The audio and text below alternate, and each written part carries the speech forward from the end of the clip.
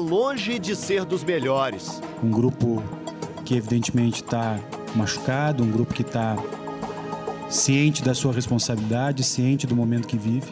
Rui Costa não quis entrar em detalhes sobre a conversa que ele teve com os jogadores na sua apresentação como novo diretor de futebol do Atlético, mas deixou claro que falou sobre o clássico contra o Cruzeiro na decisão do Campeonato Mineiro. Tem uma coisa que se respeita em clássico, é a grandeza do seu adversário. E o que eu tenho ouvido desde que cheguei aqui é que o Cruzeiro vai receber a taça antecipadamente. Nós vamos só cumprir um protocolo, né? E não se faz isso. Não se trata um clube da grandeza do Atlético, um clube que tem a história do Atlético, de títulos, de confrontos com o nosso arquirrival, e que tem o grupo que o Atlético tem, da forma quase jocosa como está sendo tratado. Quem vai comandar o Atlético no clássico de domingo é o Rodrigo Santana, técnico do time sub-20 do Galo, que se destacou no comando da URT no Campeonato Mineiro entre 2017 e 2018. Um jovem que tem uma visão muito profunda do que está acontecendo, do que pode fazer. Rodrigo Santana vai seguir à frente do time principal até o segundo jogo da final. Os jogadores têm muito claro o que está posto, o que vai acontecer, e eu acho que esse é o momento em que quanto mais claras as coisas forem, melhor nós vamos ter um desdobramento, e que o torcedor pode ter plena convicção de que a grandeza do Atlético ela vai ser constatada e vai ser respeitada. Repara só esse pessoal aí de vermelho, tentando espiar o treino do Cruzeiro pelas grades da Toca da Raposa. Todo mundo quer saber qual time o Mano Menezes vai montar para o primeiro jogo da final. Mas a gente vai ter que esperar mais um pouquinho, viu? Vamos confirmar a equipe 1h15 antes do jogo, como sempre fizemos. É a linha que temos aqui, assim que vai ser. O Edilson e o Egídio foram poupados na quarta-feira contra o Huracan pela Libertadores. Devem voltar ao time titular amanhã. Devem. Tá difícil arrancar uma palavrinha do treinador.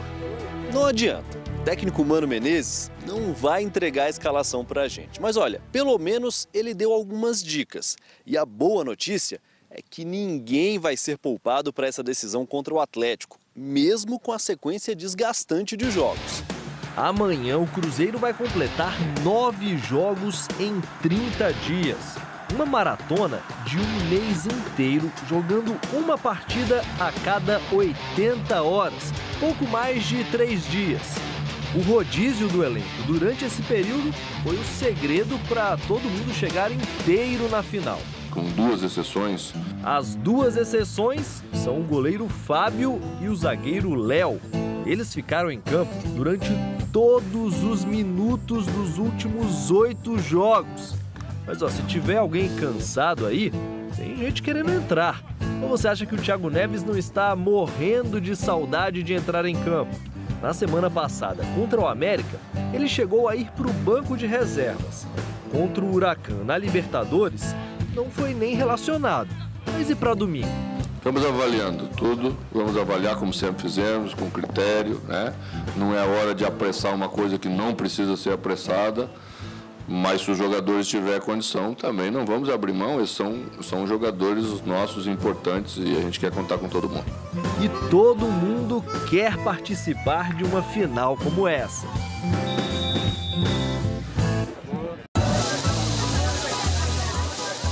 Pizza, sandubão, espetinho, bolinho de feijão, torresmo, só coisa leve, viu, gente? Só dia de jogo. É mais essas coisas mesmo, sanduíche, pizza, que são coisas mais calóricas, né? Tem o queridinho da galera, o feijão tropeiro. 10. Aceita? Obrigado, acabei de almoçar. Mas olha, as filas dizem tudo. É tradição do torcedor antes de uma decisão. Tropeiro é ótimo, cai super bem no jogo. É o melhor que existe. Cai bem pro torcedor, né? Que fica lá de boa, só assistindo o jogo. Agora, imagina só se os jogadores tivessem que bater um tropeirão antes do clássico de amanhã. Comer um tropeiro depois do jogo 4 horas da tarde? Eu acho que nesse jogo aí eu ia deixar de ficar leve. Acho que não seria o ideal, né? Porque a nossa alimentação é bem saudável, bem regrada. Nossa, tá maluco. Então, pensando nisso, a gente trouxe um convidado especial, Guilherme Oliveira, obrigado. Nutricionista do Cruzeiro, vai ajudar a gente a montar agora um prato típico aí de um atleta antes de um jogo decisivo, um clássico como o Cruzeiro e Atlético de amanhã. Vamos lá, Gui, você ajuda a gente? Claro.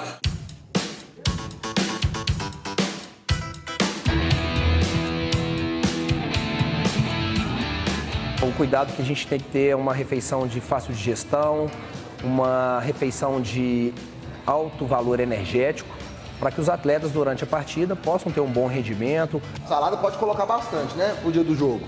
Geralmente não. A salada tem muita fibra, o que deixa a digestão do jogador mais lenta. O que é interessante de a gente colocar no pré-jogo? As saladas que contenham fontes de carboidrato, né? Então a cenoura, por exemplo, seria uma interessante fonte de carboidrato. Uma salada que tem fácil digestibilidade, né? Acompanhando a cenoura também nesse mesmo raciocínio, nós vamos ter a beterraba. Agora vem o camisa 10 do prato. Eu, particularmente, eu coloco a massa. Boto um prato bom lá de massa, lá de macarrão lá. O cardápio pré-jogo é sempre o mesmo, com bastante carboidrato, macarrão, né, purê, né, de batata. A gente também aumenta muito o consumo de carboidratos, porque eles são os responsáveis por armazenar energia no nosso músculo. Então pode caprichar no arroz, na batata e no macarrão. Ô, Guilherme, e carne? Não vai ter, não? Sim, sim. Geralmente, no pré-jogo, que a gente opta mesmo é por uma proteína magra, como aqui no caso o filé de frango. E aqui a gente consegue ter um prato com um valor calórico legal. Amanhã tem Cruzeiro e Atlético, final do Mineiro. Então, é bom montar um prato parecido com esse. Isso é só para jogador, viu? Você, torcedor, pode abusar do tropeiro. Mas cuidado com o colesterol, viu? A sutileza do toque e da fé são marcas dessa cidade típica do interior de Minas. Caeté surgiu há mais de 300 anos com o ciclo do ouro. No centro, a arquitetura barroca da Igreja Matriz. E a 1.746 metros de altitude, o santuário que faz da cidade um dos destinos religiosos mais famosos do Brasil. É a casa da padroeira do estado, a Nossa Senhora da Piedade.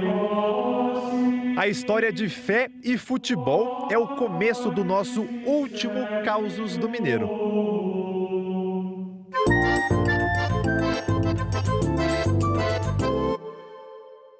Meu nome é Ayrton Cândido Marques, né, conhecido aqui como Perobinha. Nasci aqui em Caeté. A fé, para mim, é a coisa que mais me norteia na minha vida e na vida dos meus familiares. Todas as vezes que as coisas estão difíceis, que tem um jogo de ida e volta, que a gente perde o primeiro, eu venho para cá e peço a semana inteira. Era a véspera da semifinal do Campeonato Mineiro de 2014. Cruzeiro e Boa Esporte jogariam em Belo Horizonte. E antes de ir para o Mineirão, o cruzeirense Perobinha fez o de sempre. Foi à gruta do centro da cidade para rezar. Nós pegamos um ônibus aqui na rodoviária, aqui pertinho, e descemos lá na porta do Ouro Minas para pegar o 503, né, pra gente ir pro Mineirão. Quando a gente desceu de onde a gente tava indo, veio o assaltante, né? Ele veio com, eu acho que era revólver, a gente não viu, ele tava com a mão assim, e anunciou o assalto. Meu colega, o Andrezinho, saiu muito disparada, foi embora e me deixou sozinho. Ele falou, passa tudo, carteira. Eu joguei a carteira pra ele, o ingresso tava aqui dentro. Tinha pouco dinheiro também, a gente na época não tinha muita condição. Eu falei, ô meu querido, manda pelo menos o ingresso pra mim, eu tô indo pro jogo, ver o jogo do Cruzeiro, manda pra mim o ingresso. Ele olhou pra trás, eu sei bem na fisionomia dele, ele abriu a carteira, jogou o ingresso e saiu. Isso o meu colega voltou, o Andrezinho voltou.